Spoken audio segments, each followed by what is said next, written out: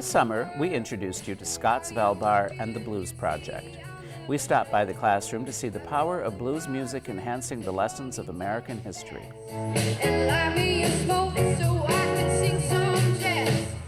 What we do here in the Blues Project is we focus on various aspects of Black history, and we look at those through the lens of various blues songs. But it's also important because it's a way for us to understand the history behind that music and why the music sounds the way it does. What were the circumstances in the South, especially in the early part of the 20th century, that led Black Americans to play and sing the blues. So it's important musically, but it's also important as a lens to look at history as well. Now, when you listen to this song, hopefully you hear one of those musical techniques that we heard in the slave songs, right? Each day, we have a song playing when the kids enter the room. Every song becomes the springboard for our discussion, and every song also has a topic that it goes along with. And each child is given a particular topic to research, and on the day that their song is played, they will be presenting their report at the beginning of class. That'll be the first probably 10 minutes of class each day before we get into our regular business. What I like about the Blues Project is that you can learn something new and still have fun. You can learn about a whole lot of history and be educated on things that you normally wouldn't be, while still having fun while listening to music, learning new music, and really participate in a new activity that's nothing like most schools have. My favorite part about the Blues Project is probably just the conversation that he brings up, because he puts what they felt back then and how the blues started, and he relates it to our lives. And it's really interesting to learn all the stories that some people had and how everything just grew together. I think the blues is a great way for us to look at history because it gives us a whole new perspective on history.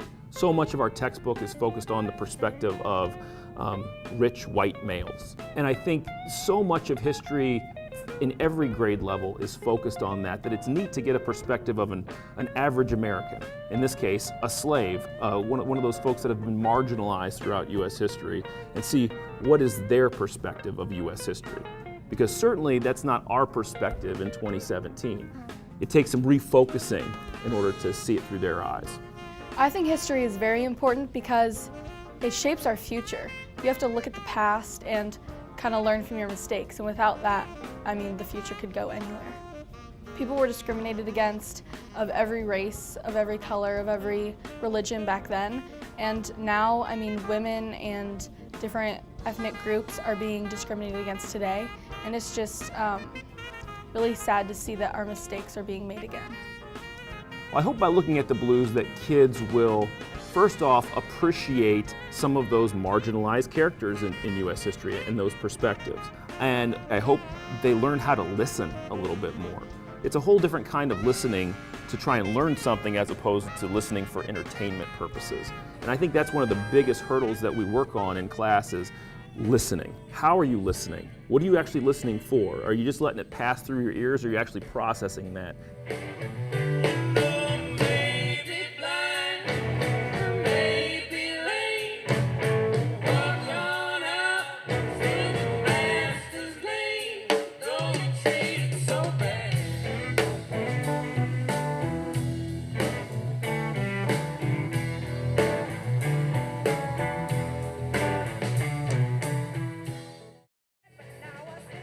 Be sure to check out our first segment featuring this rockin' group online. Subscribe to the Lakeshore Public Media YouTube channel and keep up to date on the latest Eye on the Arts segments. Baby, I was